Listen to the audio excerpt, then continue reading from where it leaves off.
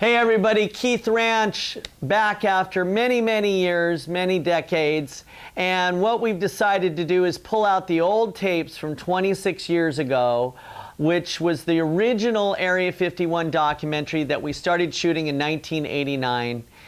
We got tipped off by John Lear at a UFO convention. He gave us directions out to this place called Area 51. There wasn't much out there. There was a big sign that said ATC Center, Alien Technology Center. There was a place to have a drink at the Little Alien and a mailbox. And we went out there for about 8 or 9 days, captured some amazing stuff.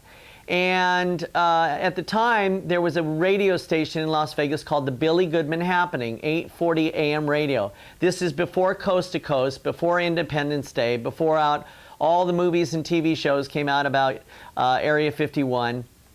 And Billy was influential in bringing a great UFO forum to the world about UFOs and Area 51. This was before Coast to Coast. So special thanks goes out to Billy Goodman and his family, John Lear, Bob Lazar, George Knapp, Gene Huff, Bill Cooper, a lot of the people that were very influential in making all of this happen and bringing the whole legacy of Area 51 to the world.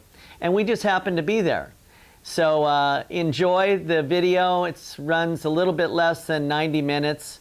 It's kind of a timeless thing. We packed it full of footage and pictures, and I think you're going to enjoy it. Try not to beat us up too bad and have a good time watching it. Keith Ranch. Today we are going to be talking about UFOs and their existence here on Earth. We are also going to discuss what the astronauts have seen and what NASA knows about what's going on, and about a place in the Nevada desert where there is a covert military base, in fact one of the most top secret bases in the United States, where UFOs are seen regularly on a weekly basis. We're going to discuss the government's knowledge of UFOs and why they are trying to keep it a secret, and the possible correlation between animal mutilations and UFOs. We're going to talk with people of all kinds that have seen UFOs, including former military personnel, of the alien question. and also one of the world's foremost contacted men by the name of Billy Myers, who has had contact with extraterrestrials, and we're going to show you some of the best photos and movie footage ever taken in the world. So sit back, keep an open mind, and enjoy. Hi everybody, my name is Keith Ranch, and we're out in a desolate part of Barstow, California. We are headed for a place called Groom Lake, which is in Las Vegas, Nevada. Now, we've heard a bunch of reportings in fact, a rash of reportings of UFO sightings near this area. Now, Groom Lake, rumor has it, is a highly secretive, classified military base, which rumor has it, actually aliens are operating out of this base. Now, we've decided to take the cameras out and check it out for ourselves. A radio station, local radio station here in Vegas called KVEG has had hundreds of calls in the last 4 weeks about this certain area out near Groom Lake of them reportedly seeing orange, red, glowing lights in the sky, moving very fast through the atmosphere and making sharp right-angle turns. So we've decided to cover it, and we're going to go out there and give you more of an update a little bit later. As you can see, the terrain that we're going into is going to look somewhat like this. Desolate desert. So we'll be getting back to you a little bit later. For now, this is Keith Ranch signing out. You can't imagine what it's like going on a hunt for UFOs. The feeling you get going out to a destination where you've never been. A place in the middle of the desert, in the middle of nowhere, where it's thick with danger, especially at night. And the possible chance that you might get to see a spacecraft from another planet or another galaxy. Well, it's a feeling it's hard to describe. But our first stop is at KVEG radio station in Las Vegas, where people call in from 11 different states and parts of Canada talking about UFOs and aliens in an open forum. Gordy, how we feeling today in Vegas? Extra good. After a nice 4-hour light speed travel, we have arrived in wonderful Las Vegas. Excellent. As we're standing in the parking lot of wonderful KVEG, your UFO hotline for the world. Are we going to see some UFOs tonight? We sure are. And that was my cameraman and co-pilot, Gordon, who you'll be seeing from time to time throughout the show. Here we are entering KVEG. Now, KVEG is one of the only radio stations in the United States that keeps an open forum radio talk show about the UFO phenomena alive Monday through Friday. As far as UFO activity and unsolved mysteries, decided to go into it and to look into what happened at Roswell, New Mexico. I want to read you a little letter that's dated September 21. As a matter of fact, it just got to the radio station today. It took a while to get here. I don't know why. Perhaps she did not mail it. But listen to this. In the late 40s, early 50s, my father was a civilian employee at Wright Air Development Center, now called Wright-Patterson Air Force Base in Dayton, Ohio. He was air eyewitness to several pictures of the craft, as well as documents that were circulated among the key personnel in the government. What is being told now is something I have grown up with. My entire family has known of this since I can remember. But we, like the others, were sworn to silence. We were all too aware of the problems my dad would face if we said too much. Can you believe this, Dave? It goes on and on. Even though we knew that things from other planets did exist, she's not saying think, she knew things from other planets did exist, we tried to deny it to ourselves, because even a few years ago, to mention such things in public would have bought us one-way tickets to the funny farm. That's only the beginning. There's more with this letter. I mean, there's so much more. This is nothing compared to the mail that I just received today of people telling us that finally the fact is that they have seen or they know of UFOs. So do exist. KVEG not only gets flooded with mail each and every week, but KVEG listeners take their UFO material very seriously. And every once in a while, a listener will come down and bring something to share with Billy. Tonight we happen to be very lucky, and 2 people brought down things to share. So let's check it out. Camera 4, do me a favor, zoom in on this little puppy. Look at this. Can you hear that noise in the background, folks? And camera 4, zoom in on this. This is, I guess it's a Tesla coil. Is that correct? Anybody nod your head? This is the Tesla coil. Now, you've heard me talk on the air about Nikola Tesla. Well, somebody, Ted Rice, brought this down tonight. Look at this. Isn't that something? That is fantastic. All I'm doing is touching it with the tip of my finger, and you hear that. I'm touching this. It looks like a crystal ball type thing, only it's not a crystal ball.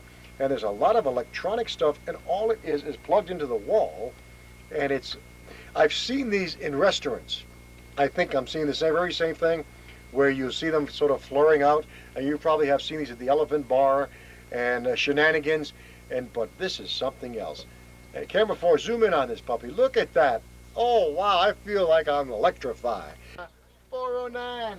UFO detector. Now that is a UFO. Electromagnetic.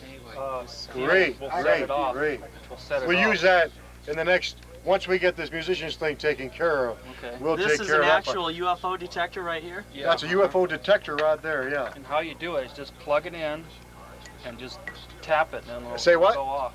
Just plug this in here, tap it, and it'll go off. The electromagnetic field makes You mean it. you plug it in here? Yeah, the battery. Like how?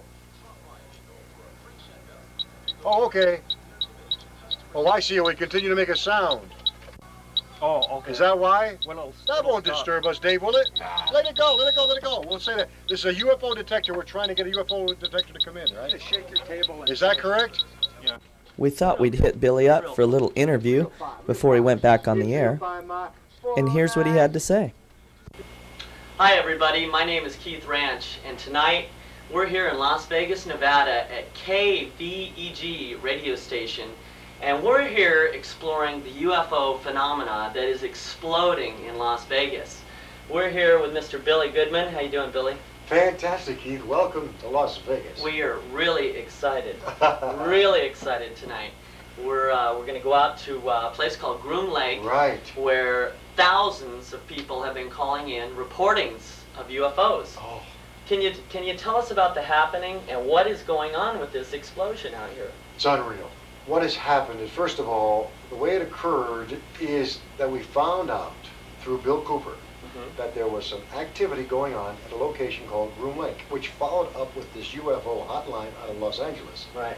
that corroborated that there was something happening. So we talked about a lot of Billy Goodman happening, and one thing led to another, and people said, we want to go out there. So we Right. said, okay, let's put together a little trip. And we did. And a couple of Saturdays ago, you had to see this, Keith, to believe it. Over 100 people sitting in a circle in folding chairs with cameras in the middle of the desert. Now, you've got to visualize.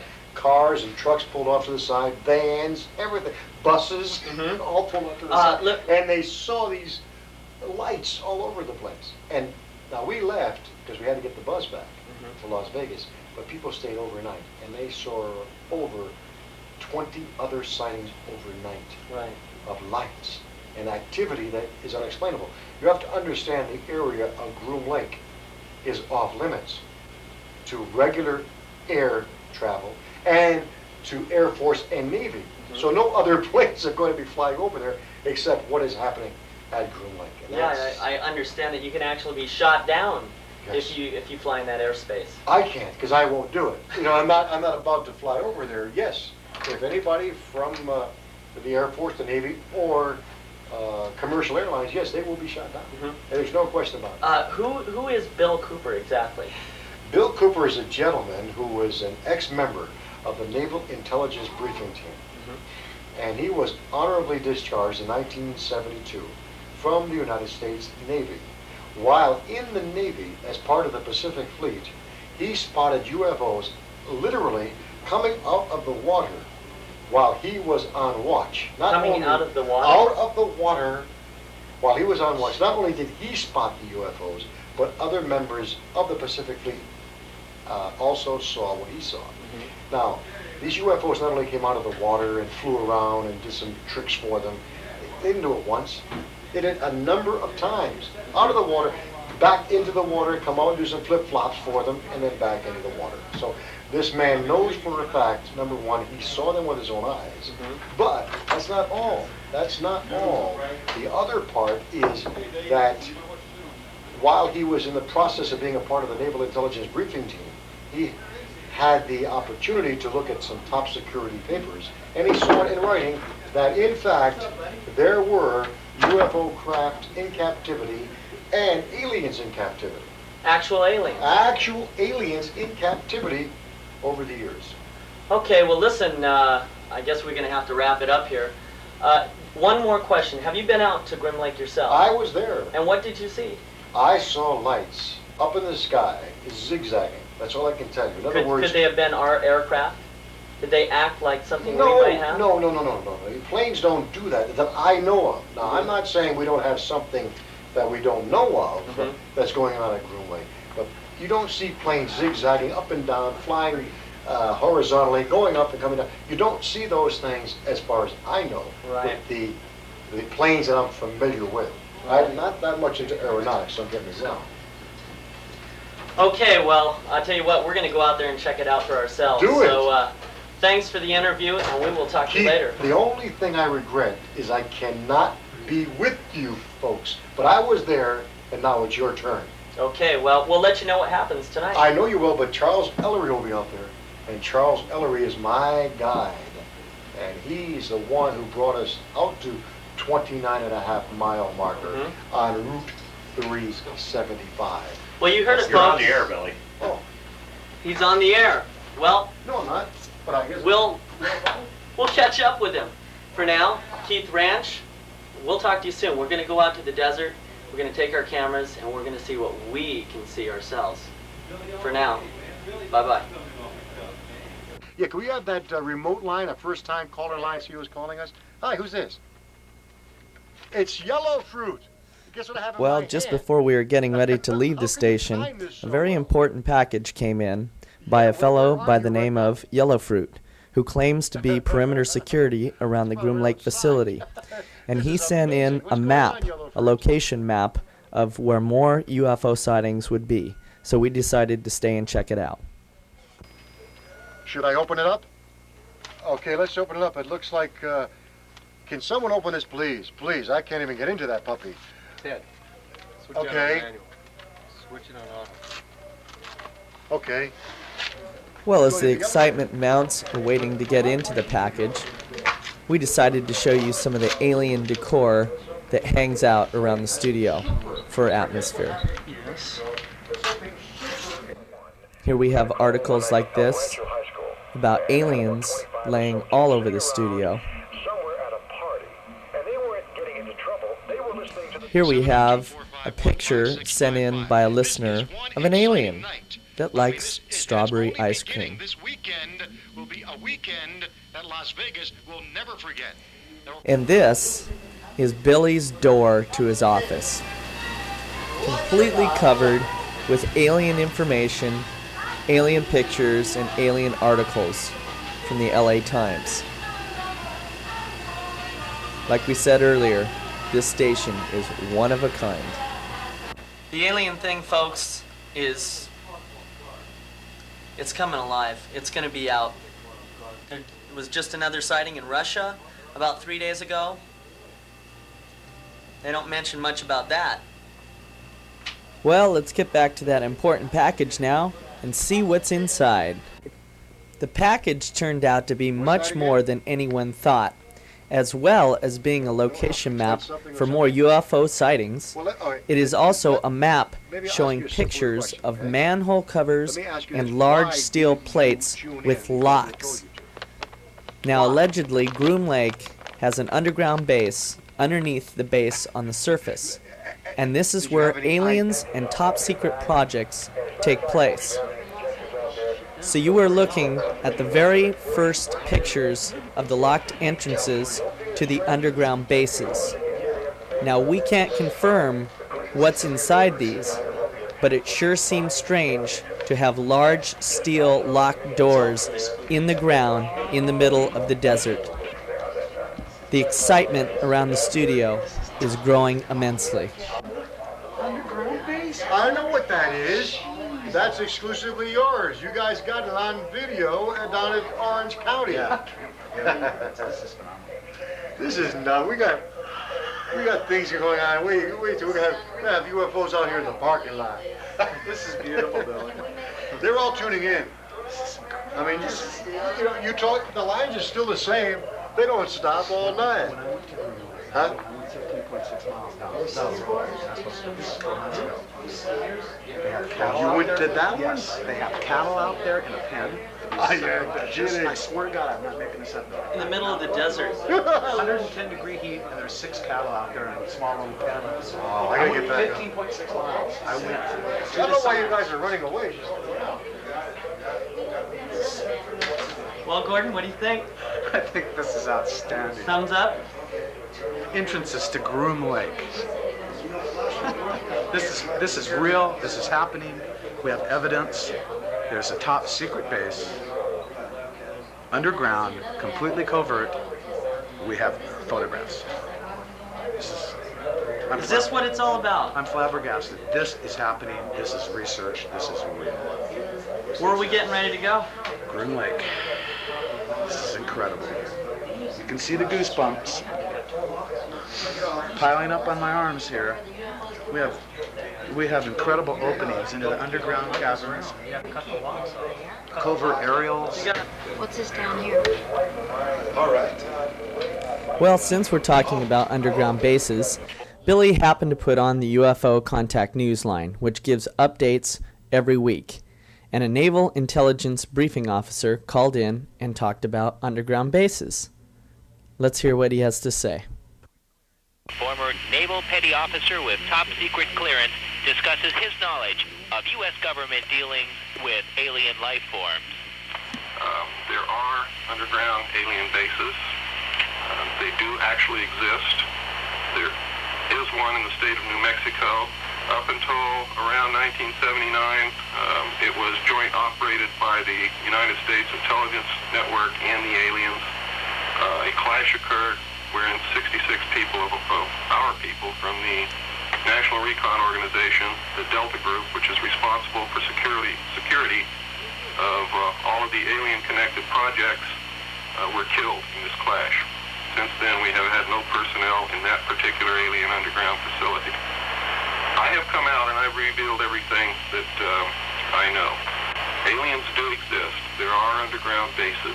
Flying saucers are real. It's a very dangerous situation. Well, with danger in mind, it is time now that we say our goodbyes. And our next stop is Groom Lake. This is incredible. You can see the goosebumps.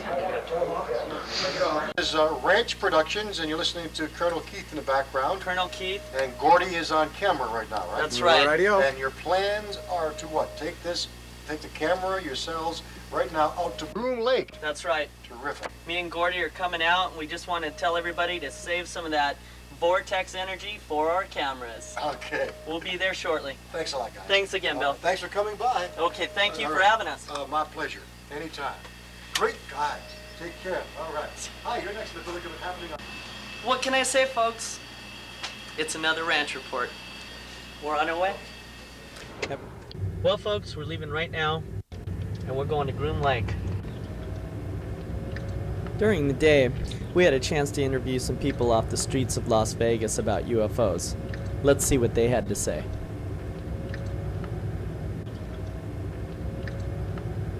Hi, we're here on the streets of Las Vegas, and we decided to take our cameras to the streets and see what these people think about UFOs, or if they believe in them at all.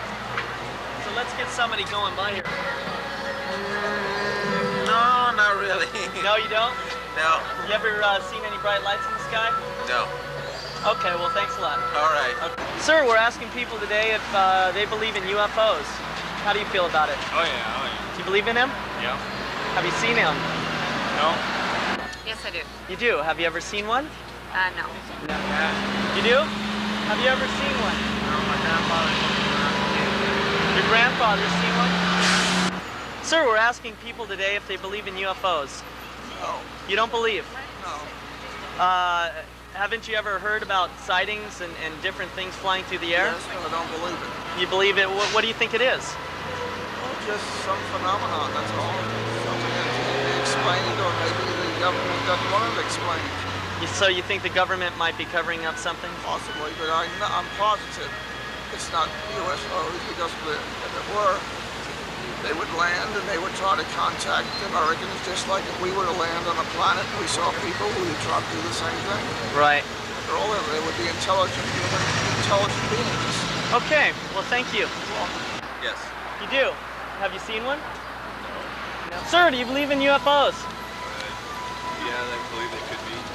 Believe they could be? Have you? I mean, I haven't seen one. You haven't seen one? Well, I sure do. You do? Bet I do. Have you ever seen one? No, but I have friends that have seen them. Really? In Rapid City, South Dakota. Uh-huh. About 15 miles out of town. Right. And people would go up there and spend all night, and they've seen them. Mm-hmm. And I believe in them, definitely. Do you think our country's trying to cover it up? I think so. Yeah? You bet I do. Great. Well, have you heard about the recent rash of sightings in Las Vegas? No. Right out here at Groom Lake. We were out there last night. You're kidding. And I think I'd pass out if I saw one, though. I really do. well, it was a light. It was an orange light going through the sky, so it wasn't too scary. But it was definitely disc-shaped. Oh, yeah, they're up there. Yeah. I don't know why or what they're doing. What they're doing or why it's being covered up. If it is, I just don't know, but I believe in them. All right. Well, thank you very much. You bet. Bye-bye. Sir, do you believe in UFOs? Sure, I believe it. They got them all over. Have you seen one? Sure, and I know I have some. You have? Where at? In Hoover and 275. Sir, we're asking people today if they believe in UFOs. No, sir. I don't necessarily believe in UFOs.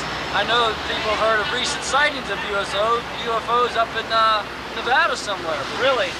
I'm not real familiar with what they saw, but I don't really believe in them. Sure I do. You do? Yes. Have you ever seen one? No, but I wish you could.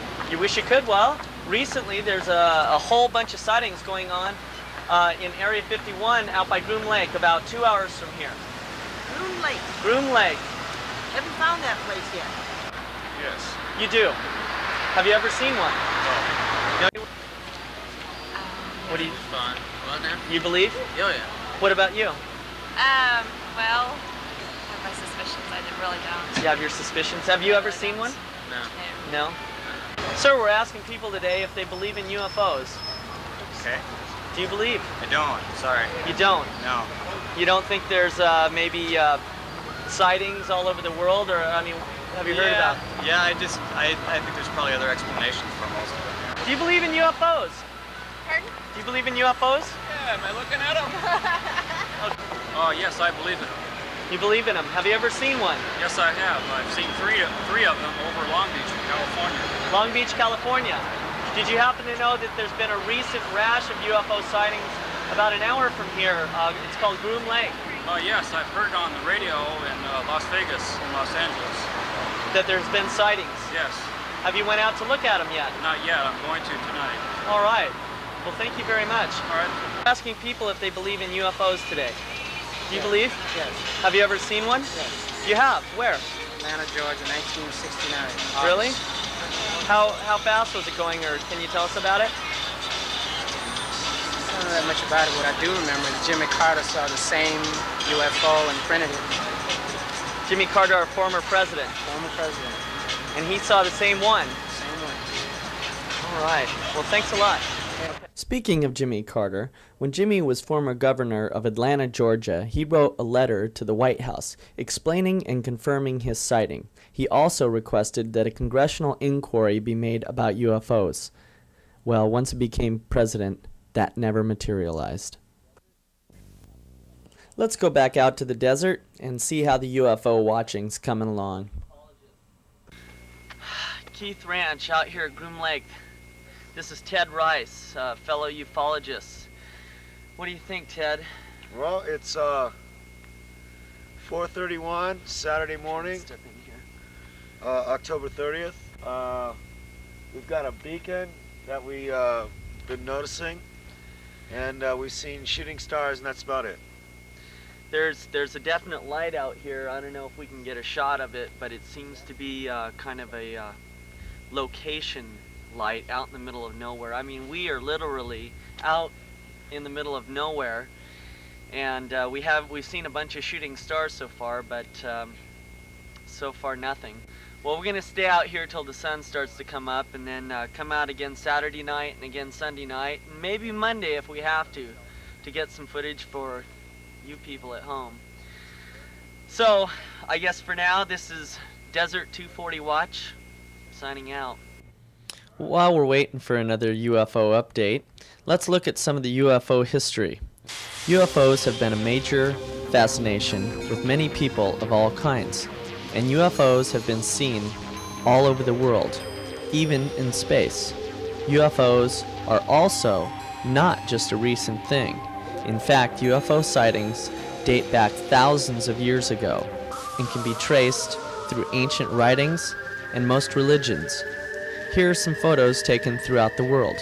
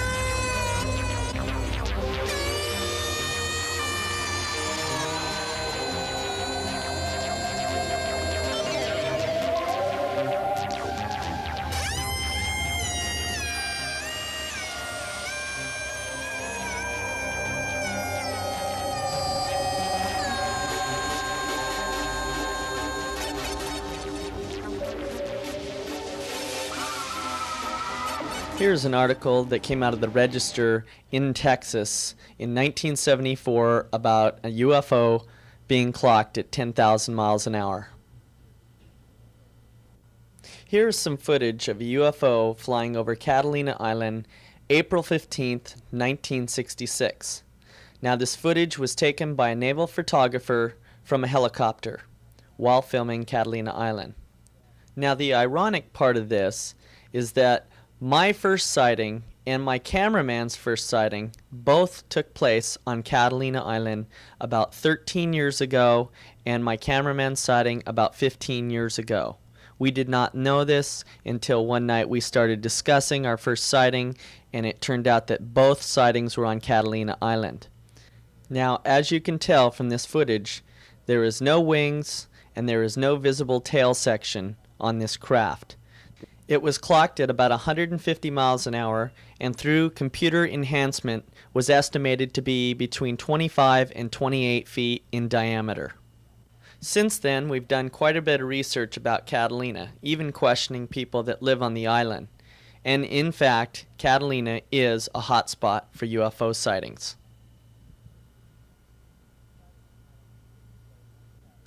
Sightings not only take place on Catalina Island, California, but right here in our own backyard in Garden Grove. Now this is a very rare newspaper clipping from the Garden Grove Daily News, dated November 7th, 1957. Now this photograph, as you're going to see, is in its original untouched condition, just the way it appears in the newspaper.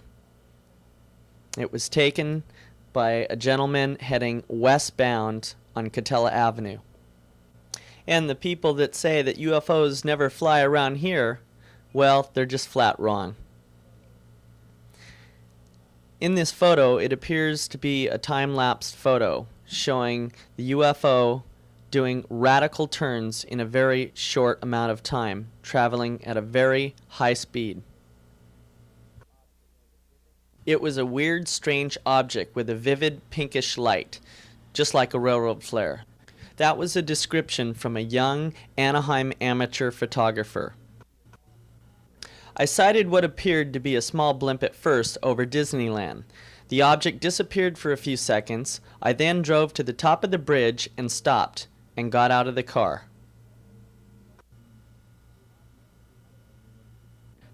The object was much bigger now. It was above the horizon at about 65 degrees. It appeared to be a weird gaseous mass.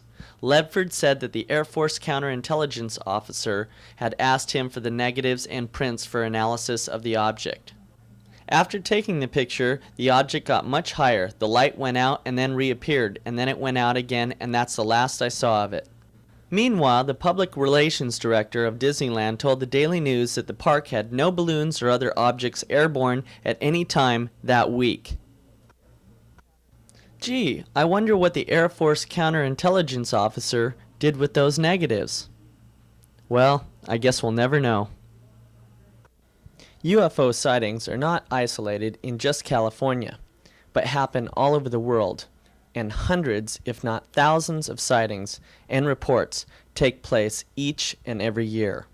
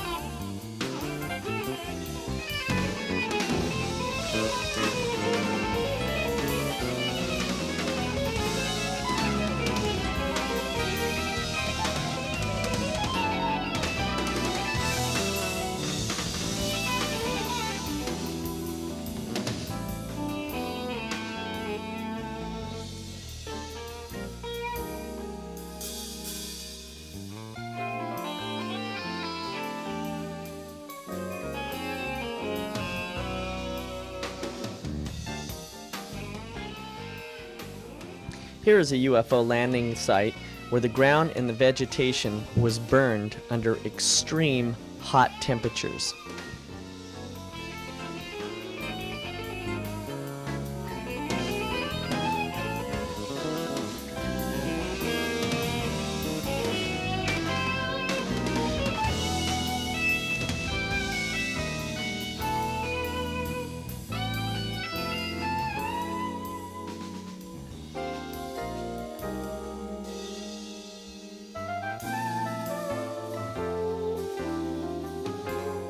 Here's another rare photograph that was taken in 1957 in Arizona, near a military installation. The red flare that you see is some kind of bomb test being done.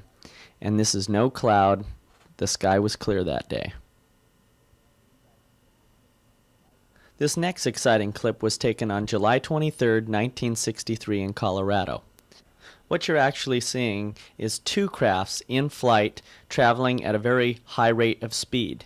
The tape was slowed down so you could see the second craft in your far right-hand corner. We will slow the tape down again so you can see it.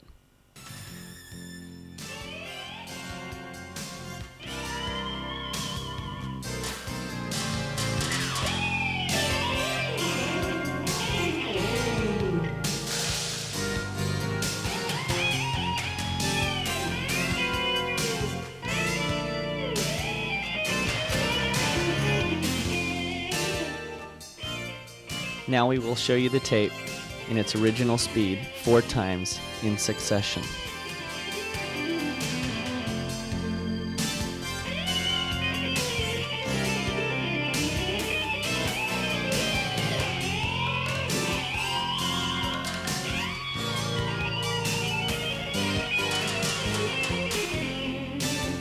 This next photograph is one of the most rare UFO photos ever to surface in a long time. It was taken in January 1948 in Seattle, Washington, just below Mount Rainier. The photo clearly shows the craft cutting through the air like a knife, indicating a strong energy field around the craft. It also shows what the Romans might have described in 98 AD as a burning shield that passed through the sky.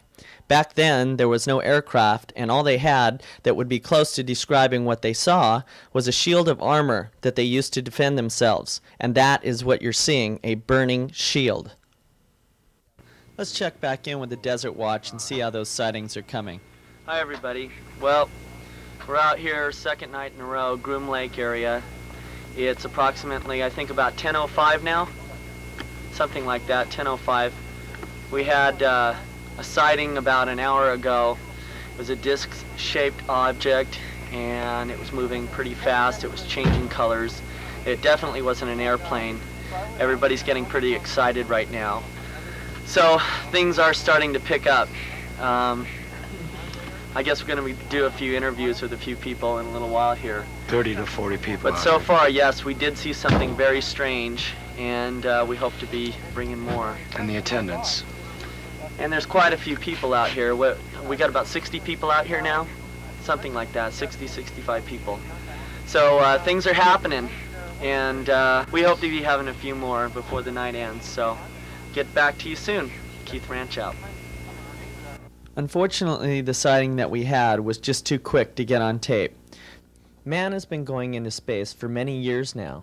So why is it that NASA or the astronauts are so reluctant to talk about what they've seen in space? Some astronauts have seen UFOs in space and have made statements and even written letters to the White House about it. But later, when they've been asked to do interviews, they say they can't talk about it. Now, why is this? Is it because they want new state-of-the-art technology, or because they have been debriefed by higher authority and will lose their jobs and pensions if they talk? Take a look at some of these things and decide for yourself. These are some photographs that were obtained by the Japanese through NASA. And the explanation that came back with the photographs was that the photographs showed space debris.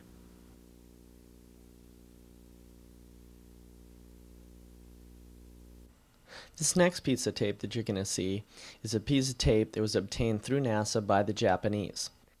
What you're going to see is a small dot rise at the top of the screen that's coming up from the Earth's atmosphere. It will rise and go back down. Now, for this to even be seen, this object would have to be a tremendous size and be moving at a very rapid speed. What could this be? NASA has no explanation.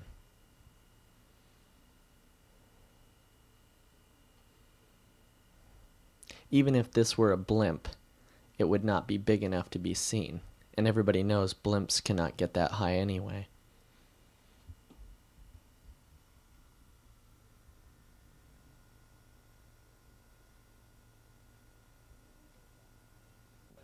This next photograph that you're looking at took us 10 months to obtain, and when we finally got it, we were asked not to ask where it came from. The picture is obviously a photograph that came from NASA from one of the earlier Apollo missions. What you're seeing in this photo is two crafts in the left-hand corner. Now, we've had this photograph analyzed by photographic experts, and they say that this is definitely not lens flare. The lens flare that you do see is in the middle of the photograph, kind of a triangular shape. It has been said that each and every Apollo and Space Shuttle mission has been followed by a UFO. NASA refers to them as IACs, Identified Alien Crafts.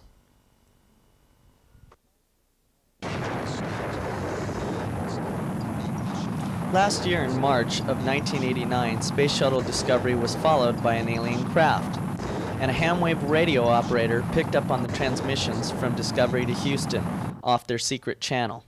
Houston, this is Discovery. We still have the alien spacecraft under observance. Houston, this is Discovery. We still have the alien spacecraft under observance. Now listen again closely one more time, and then we will let you hear and see a transmission from John Blaha, the astronaut that made that transmission. Houston, this is Discovery. We still have the alien spacecraft under observance. Well, we really had no problems with it. At one point, we had a small jam in the camera, but we fixed that very easily, and so no problems at all working with the camera. Houston, this is Discovery. We still have the alien spacecraft under observance. Well, we really had no problems with it. At one point, we had a small jam.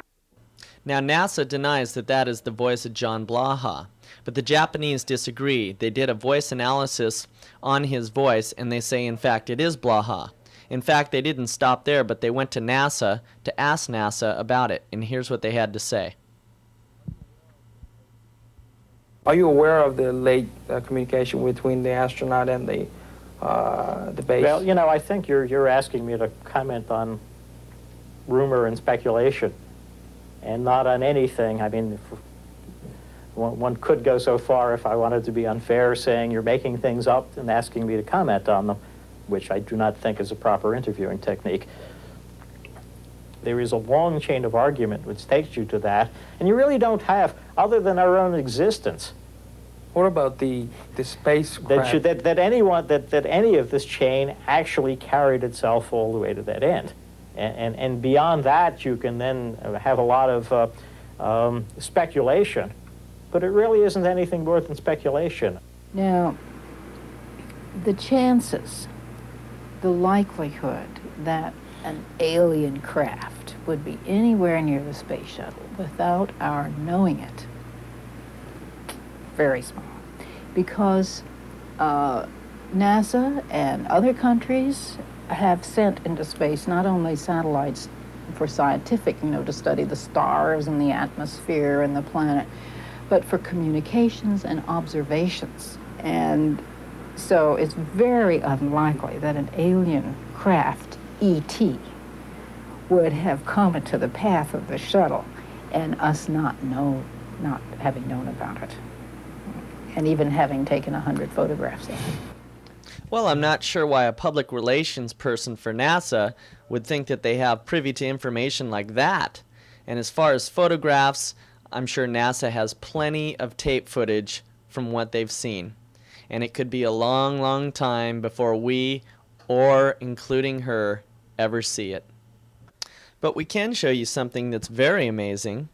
Some of you might have seen in the past pictures of a face on Mars. Well, in fact, this is a face on Mars, and what lines up directly with the face are pyramids and a city. Now, the photographs that you're going to be seeing came directly from NASA. Many scientists and photographic experts have analyzed and reanalyzed the photographs. The photographs have also been put through a rigorous computer enhancement, clearly showing a face on the surface of Mars.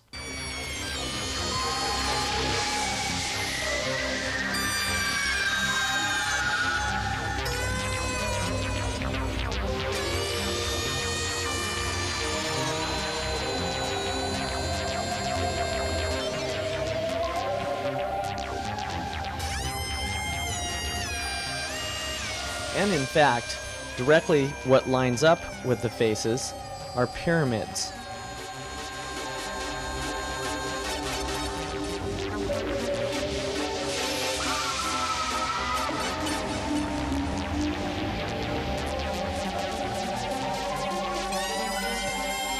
Computer enhancement of the face shows that there's some type of helmet around the face, indicating maybe it's some type of ancient warrior helmet.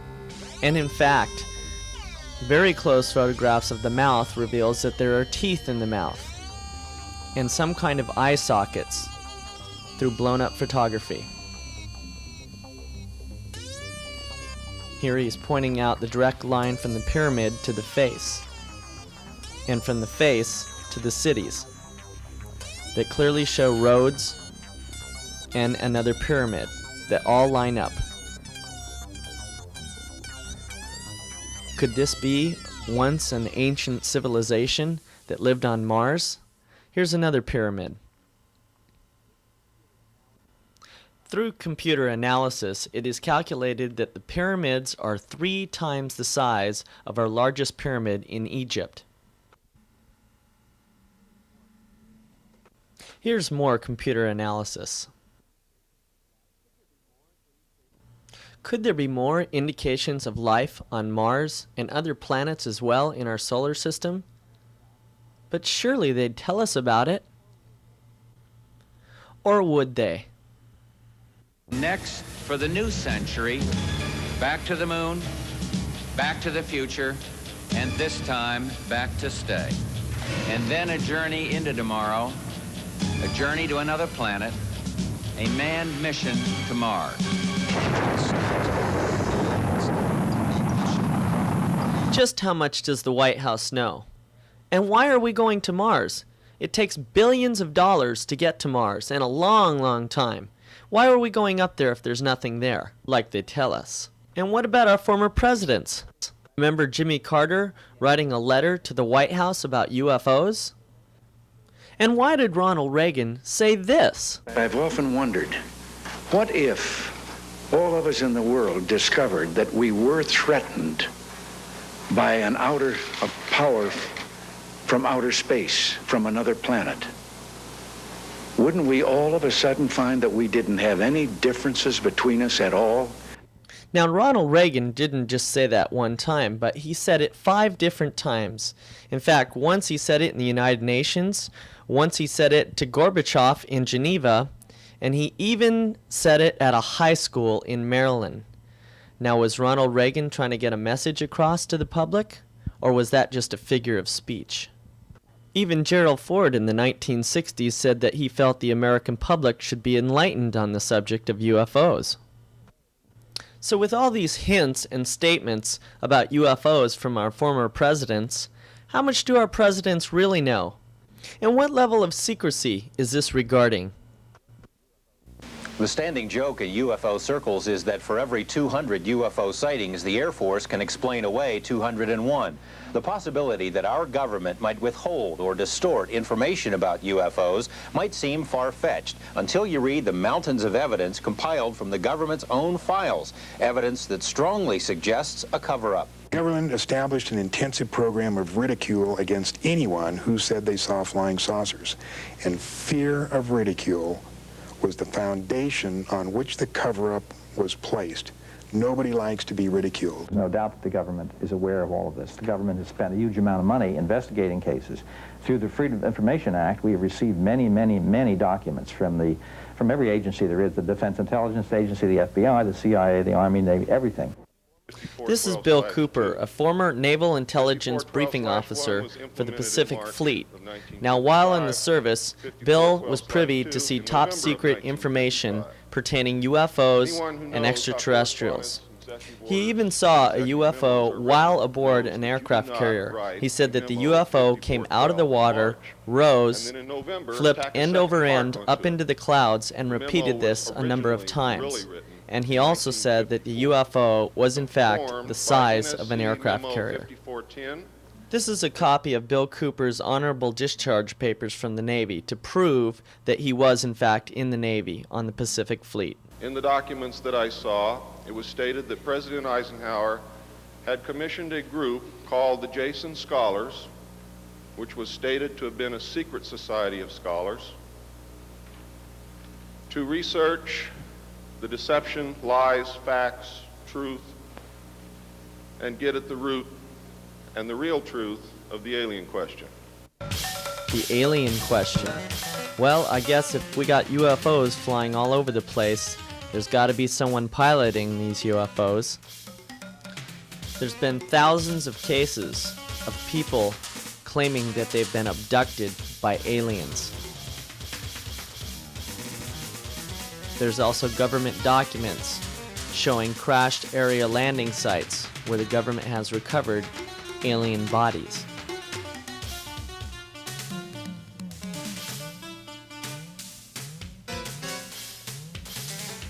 Is it so hard to believe that there could be life elsewhere outside this planet? 2/3 of the people that we interviewed off the streets believed in UFOs. Well, let's go back there and interview those same people about what they think about aliens. What about extraterrestrials from other planets? Yeah, they're out there. Yeah? So, do you think extraterrestrials are flying these people from other planets? Yeah, I strongly believe in extraterrestrials because there has to be another life form out there. You know, like I took astronomy at junior college and we learned about other solar systems, and I strongly believe that there are other life forms. All right. So what about the thought of alien beings from other planets visiting us? Yeah, I believe it's definitely possible. Yeah? All right, thank you. Believe in extraterrestrials? Yes. Maybe people from other planets? Well, they'd have to drive the UFOs. What do you think about extraterrestrials, maybe flying these things? I think that it's probably, I can't seem to think that we're the only thing that exists in the universe. I mean, there's just too much going on that... Do you live in Vegas? No. No, okay. I live in Colorado. All right. What do you think's powering these vehicles? People. Other people from planets? Yeah. You don't believe there could be life elsewhere in the universe? Life elsewhere in the universe? Well, I don't think there is. If you believe in UFOs, who do you think is flying these things? People from the different planets. People from the different planets? Sure. Well, that's very good. I'm glad you believe. I do. Thank you. You're welcome. Bye-bye. Who do you think's piloting these crafts? Anything's possible these days. You believe in aliens from other planets? Anything's possible. You believe in UFOs? Who do you think's piloting these things? Someone far away, I guess. Someone far away? Yeah. Different planet, maybe? Yeah. You think it's something other than alien beings flying the craft? Sure. Sir, do you believe that there's extraterrestrials? Yes, I do. According to the Bible, the Old Testament, King James Version, it states in Ezekiel about the beings inside the wheels within wheels, and especially on top of the wheels within wheels, there was a form of a throne, and there was a seat upon a throne, and the likeness of a man was sitting on top of the throne. Yes, I do believe in aliens. Where do you think they're coming from? Probably from other solar systems other than our own. Any stars in particular? Possibly the Pleiades, since the Pleiades is mentioned in the Bible. No. You don't believe? No. I'm positive it's not UFOs. He doesn't believe. If it were, they would land and they would try to contact Americans just like if we were to land on a planet and we saw people, we would try to do the same thing. Right. They would be intelligent beings. Okay. Well, according to documents that have been pried out through the Freedom of Information Act, contact has been made, and it was called Project Sigma. The United States established primitive communications with the aliens. On April 25th, 1964, a United States Air Force intelligence officer met with 2 aliens at a prearranged location in the desert of New Mexico. The contact lasted for approximately 3 hours. Well, there's not only plenty of documentation that shows that there's aliens visiting us from other planets, but there's many Army, Navy, and Air Force personnel that also believe the same thing and have seen plenty. Take John Lear, for example. John is the son of the inventor of the Lear jet and was in the military for many, many years. He holds over 15 world aviation speed records. John has not only seen UFOs in flight himself, but he was also privy to see top secret information concerning UFOs.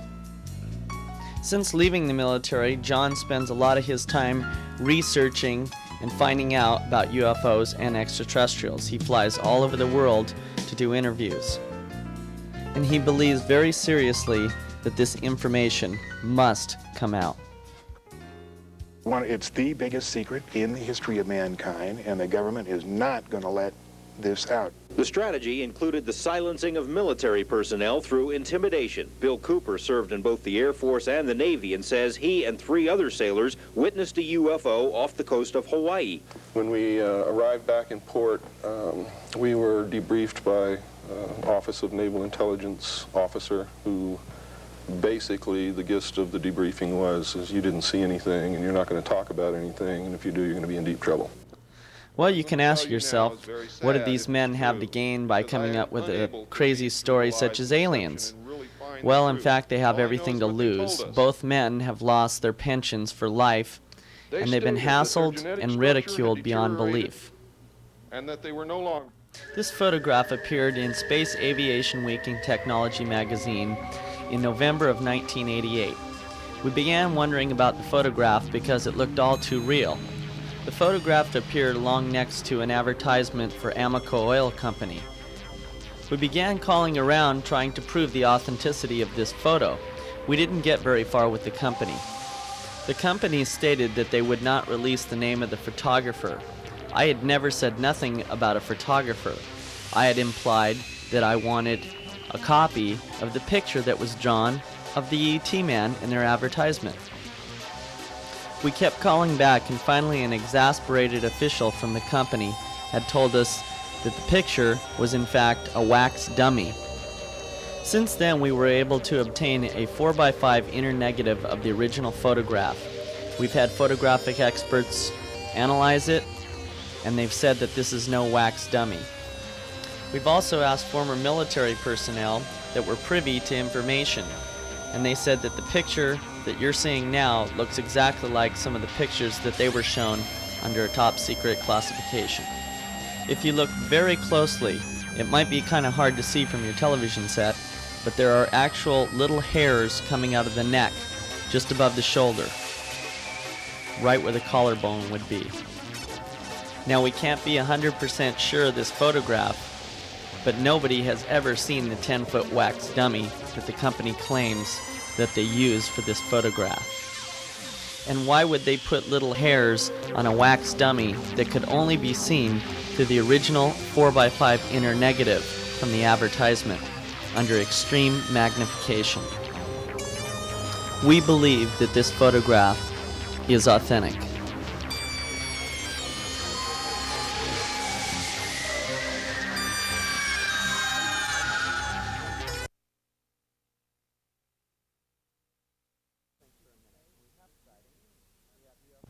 So let us think for a minute. We have sightings, we have UFOs, and many people say that they've seen aliens.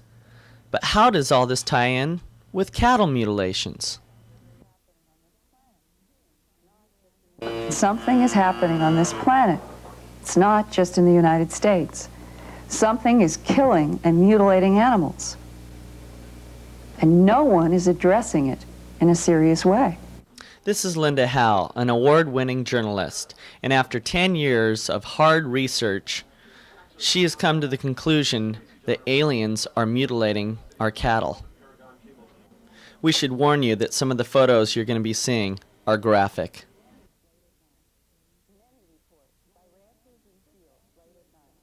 Many reports by ranchers in fields late at night. One in Wyoming, football field-sized orange glowing disc sets down over his barley field where he's watering. Pat McGuire, a rancher who was put under hypnosis to recall what happened the night a giant UFO came over his ranch. I said, Mark, son of a... It's picking up a cow. I said, yeah. Hear that cow? Hell, she's bawling. And it seems to be hovering there over the ridge. Right, hovering, picking up the cow. I don't know how many dozens of reports now from everywhere that people see these huge lights over pastures where they find mutilated animals. What is the answer is definitely the question. Very few people have gone to such great lengths as Linda Howe to research this problem that is worldwide.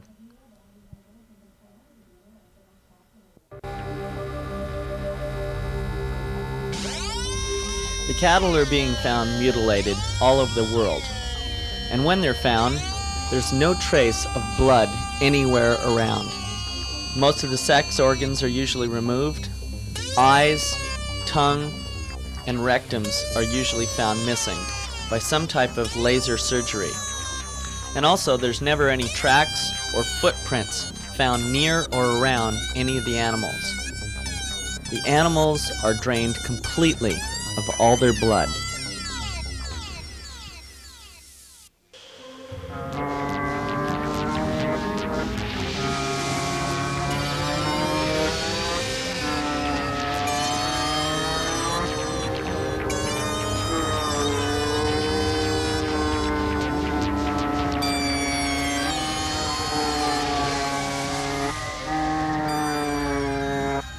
What you're looking at is portions of the skin of the cow.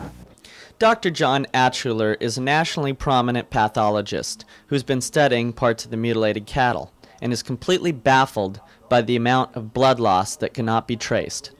The amount of blood in a cow is enormous.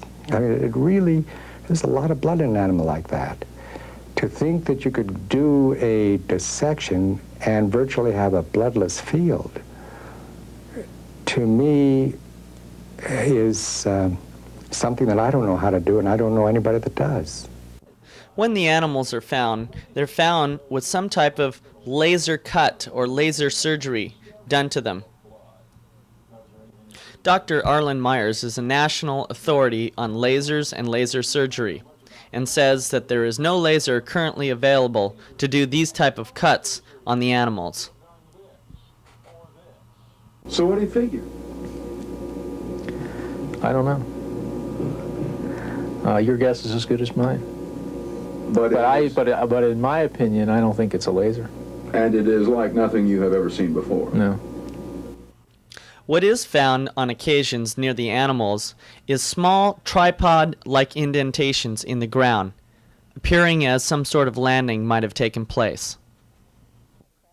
Animal mutilations, crash discs, and beams. You put that all together, and then there's even the bigger question. How much does our government or other governments of the world know about the motives of these creatures? There's no doubt that the government is aware of all of this. The government has spent a huge amount of money investigating cases. Through the Freedom of Information Act, we have received many, many, many documents from every agency there is, the Defense Intelligence Agency, the FBI, the CIA, the Army, Navy, everything. Are your cattle safe? Hi everybody. We're out here about 125 miles northwest of Vegas. We are between Hancock and Coyote Summit at the 29-mile mark. Now, as you can see, we're out in the middle of nowhere. Out here behind me, just over that mountain range by about 29 miles, is Groom Lake. Now, but you can only go about 24 miles till you meet up with perimeter security, maybe even at gunpoint. And we're going to stay out here all night if we have to get you some sightings. This is also a test range where they test underground nuclear bombs. So until then, until tonight, we're going to stay out here, like I said, if it takes all night, and try and get some sightings. So for now, Keith Ranch out in Vegas. Groom Lake is one of the most top secret bases in the United States, and it is believed that alien spacecraft is being tested at the facility. This is the road that leads to the facility over the mountain range. If you choose to go down the road, it will not be long before you encounter a sign like this. It is unlawful to enter this installation without the written permission of the installation commander. And this is Groom Lake.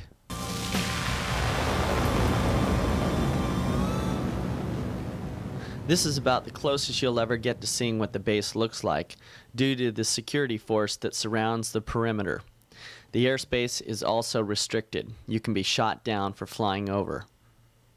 The lake is actually a dry lake bed that they use for a runway, for test vehicles, and top secret projects.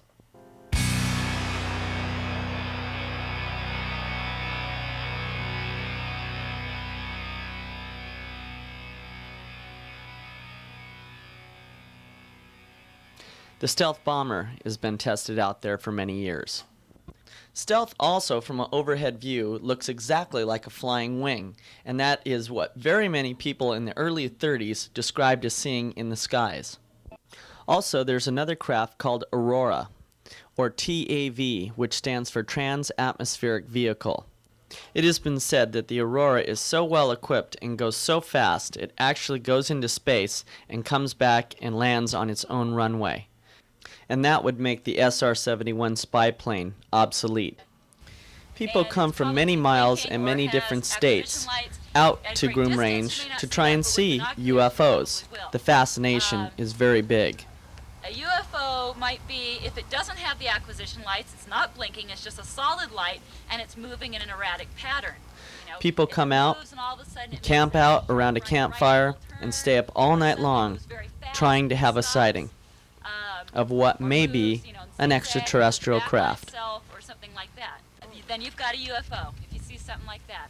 Okay? 90 degrees. Since you're out in the middle of the desert, in the middle of nowhere, the only place to get food or water is at a place called Rachel's, about 35 minutes away, car time, out in the desert. So we decided to stop in and get a few interviews about some different sightings other people had. Let's go inside.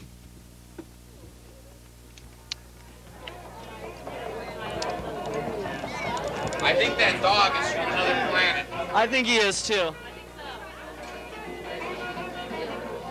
Let's see who we can get in here. Where's the gentleman? Where's the gentleman that had the sighting last night? Oh, he's right over here. Okay, we're talking with Ron Ferrianitz. Ron Ferrianitz, and he was out at Blue Diamond last night, and apparently around 3:45 a.m.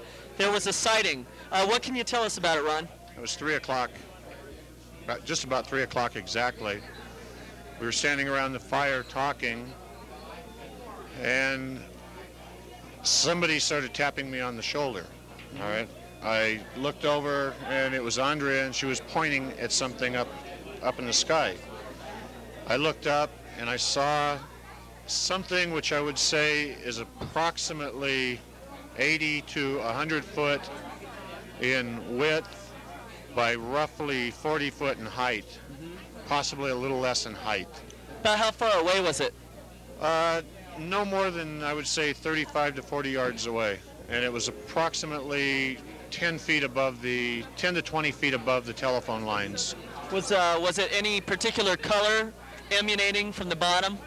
It had an amber glow to it. It wasn't, I would say, from the bottom. It was all around it.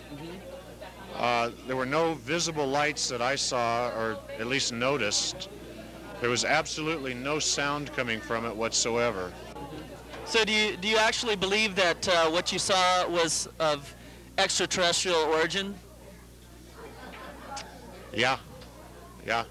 I don't discount the possibility that within Area 51 they are test flying saucer type discs, but I don't think our technology has reached the point of mind control yet.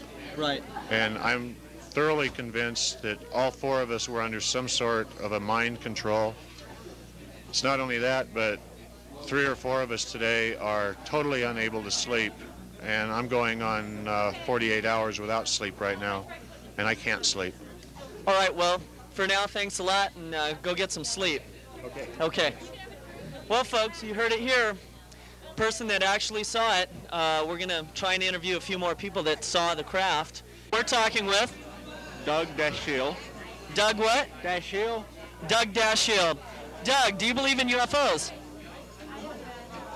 I don't know. Even yet, I still don't know for sure if I believe in them or not. I know there's some stuff out there. So have you been out here before? Yeah.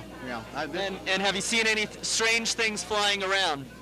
Well, not flying. My first trip out here was actually before I made contact with the Billy Goodman show. I just heard it up in Ely, and I came down here late one night when I was coming back from Las Vegas back up to Ely, and I was parked in the kind of campground just on the other side of the Hancock Summit when I was looking over my left shoulder, and I saw what looked like the moon coming up on the horizon. And at that point in time, all I saw was just an afterglow of the moon. And then about maybe 5 minutes later, I looked again and I saw what essentially was a half of the moon coming up over the horizon. Could it have been a shooting star? No, because it was as big as the moon and it was as bright as the moon, if not brighter. But at that point in time, I wasn't connecting up with what I was seeing. I was looking in that direction, not ready for something coming up behind me. The curious thing is, a few minutes after I saw it, I made the decision I'm going to go back to Ely. I want to go to bed. I've been on vacation for a couple of weeks, and I was tired. I wanted to go home. And I looked over the horizon, and there was no moon. Right. So it was gone. That was gone. But the thing is, I did not realize it was something that I could not identify. Right. So with all this, there's a lot of sightings going on. People saying that they're seeing things. I guess the definitive answer or question would be, do you believe there's other life out there? Well, I mean, with all the possibilities that we've got when we look at all the stars, there's got to be life out there. I mean, it's impossible for this universe, this particular galaxy, not to have other life form. The thing is that we're, whatever reason, we're not ready to join whatever they call it, the intergalactic society or something. Right. So you're a believer? Yeah, more or less, yeah. But also at the same time, I'm also a social scientist. I'm a psychiatric social worker, as well as an anthropologist. I'm trained in the research method. So far, I still am at the hypothesis stage. Right. There's no conclusion. I'm still waiting to see the actual factual evidence in hand. But at the same time, remember, I didn't realize what I was seeing until I was at least about 30 minutes later. Right. And then it went, oh my goodness gracious, I saw what I was down there to look for and didn't even recognize it. Right. Well, thanks for talking with us. Sure. Okay. Well, okay, bye-bye. Well, folks, time after time, all these people are claiming to see something. We're going to get to the bottom of this story. For now, this is Keith Ranch. Back to you in the studio. These next 2 photos that you're seeing were taken with time-elapse photography. This was taken from the 29-mile marker, and this is the mountain range that surrounds Groom Lake. The photo was taken at about 7:30 in the evening, right at about dusk. This next photo clearly shows an erratic pattern of movement, which is very common in most UFO sightings.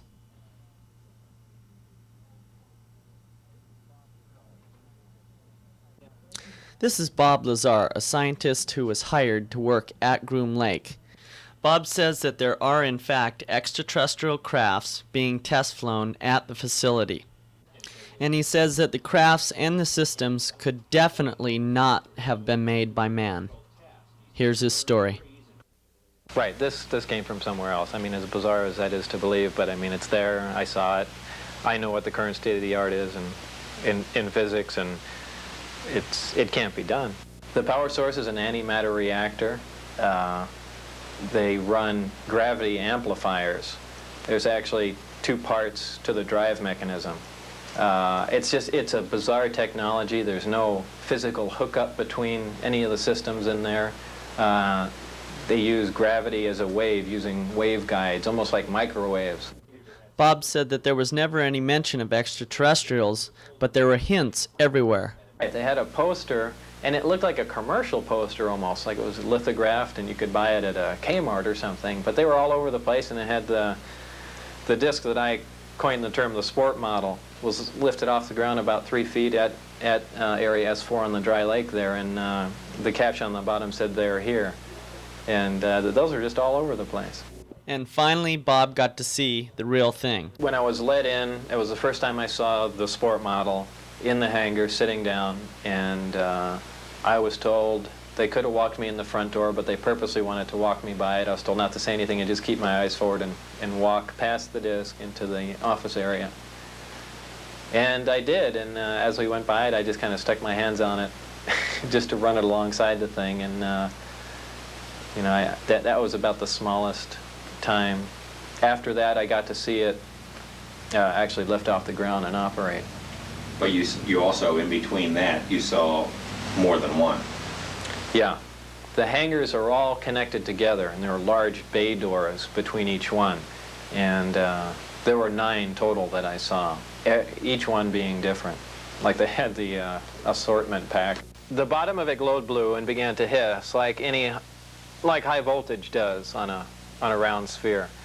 It's my impression that the reason that they're round and have no sharp edges is to contain the high voltage. Like if you've seen on high voltage systems, insulators, things are round or else you get a corona discharge. In either case, it began to hiss as in high voltage, and it lifted off the ground quietly, except with that little hiss in the background, and then that stopped as soon as it reached about 20, 30 feet. Bob also explained how it is in fact possible that these crafts travel from galaxy to galaxy.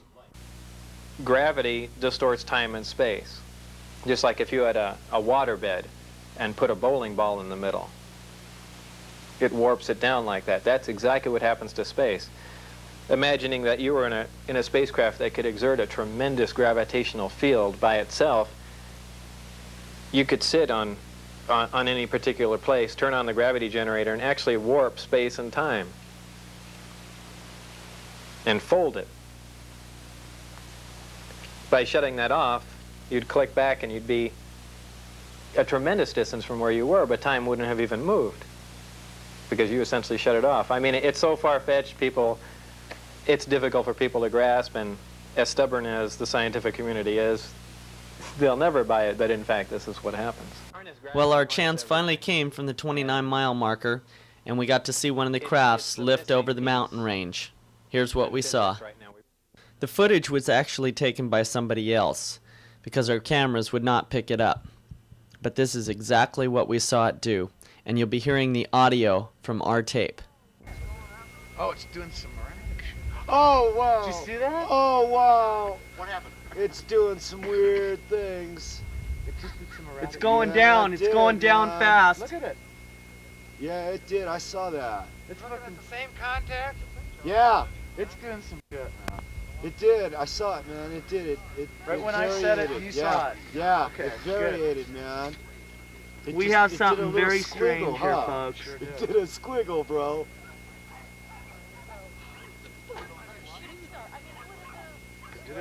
It's moving now, isn't it? It's moving. It's moving. Yep. It's moving fast. Yep. It's moving. It's going up. It's going up. It's cooking, man. It's moving. It's moving to the left. Look at that, man. Look at the distance between it and the horizon. Yeah, look, it's going up to the left, right? Yep. Up left. What? Are you filming it?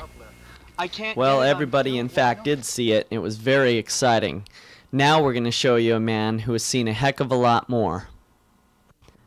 His name is Billy Myers, and he is considered one of the foremost contacted human beings in the world by extraterrestrials that are visiting him from a star cluster called the Pleiades, or the Seven Sisters. It was an American investigative team headed by Wendell Stevens, a retired Air Force colonel, which had looked into the case in great detail from 1977 on. Stevens and his associates found all kinds of evidence of genius in the photographs and could find no evidence of a hoax that had been committed. They could find no means available by which Meyer could have faked the objects in the photos, which in many instances could not possibly have been made by small models close to the camera, as we shall see. Nor could they find any means by which Meyer could have faked the photos themselves, and no financial means by which he could have paid others to achieve these ends. There are also some 24 secondary witnesses who support the authenticity of this case. People who, for example, saw UFO lights at night or dusk just before or after Meyer had attended a contact meeting, and others who photographed peculiar circular areas of grass depressed into a counterclockwise swirling pattern on the day after a contact meeting, at spots where Meyer reported Semyazi's beam ship had hovered close to the ground. The grass would continue to grow out horizontally for weeks after, rather than growing vertically or dying. All the photographs that you're seeing have been analyzed by NASA, JPL, and the Japanese, who are the finest in the world when it comes to analyzing photographs and movie footage. And they can't find anything wrong with the photographs or anything else Meyer has provided to prove his case. These are definitely some of the finest photographs and evidence that you'll ever find in the world of extraterrestrials visiting this planet.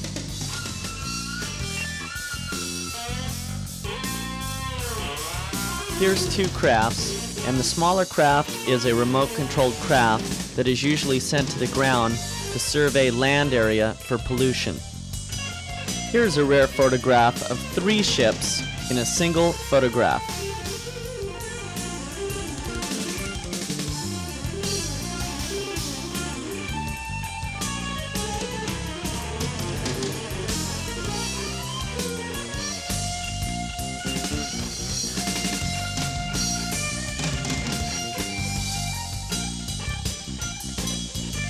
This next photograph is a photograph of some sort of energy ship, and Billy cannot explain who's in the ship or where the ship came from.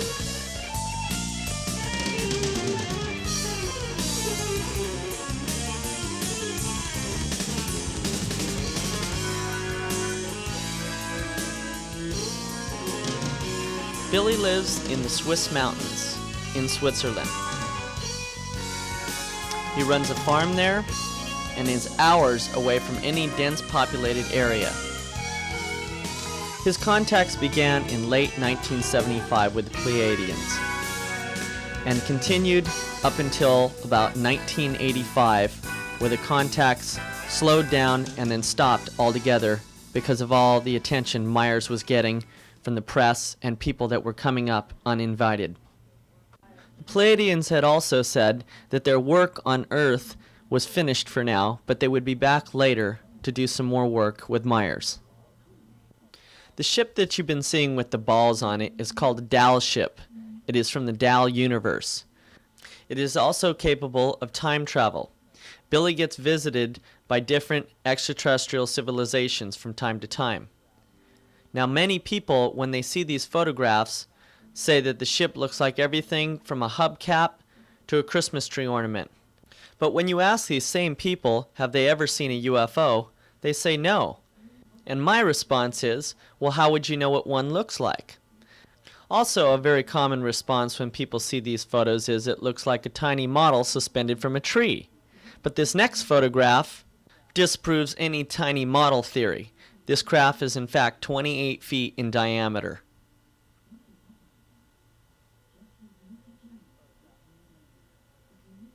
This next photograph was a computer analyzation blow-up done by Jet Propulsion Lab, and they found nothing wrong with the photos. This photograph is Billy with a gift that was given to him by the Pleiadians. It is some sort of laser gun. And people have actually seen Billy fire the gun and say that the gun cut clean 1.5-inch round holes through very thick trees with no problem. This next piece is some of the most incredible film footage I've ever seen in my life. It is Billy's 8mm home movie footage of the beam ships coming over his property. All of Meyer's movie footage has been analyzed by the Japanese, who are the world's best when it comes to photography. They've analyzed this footage frame by frame and have found nothing wrong with it.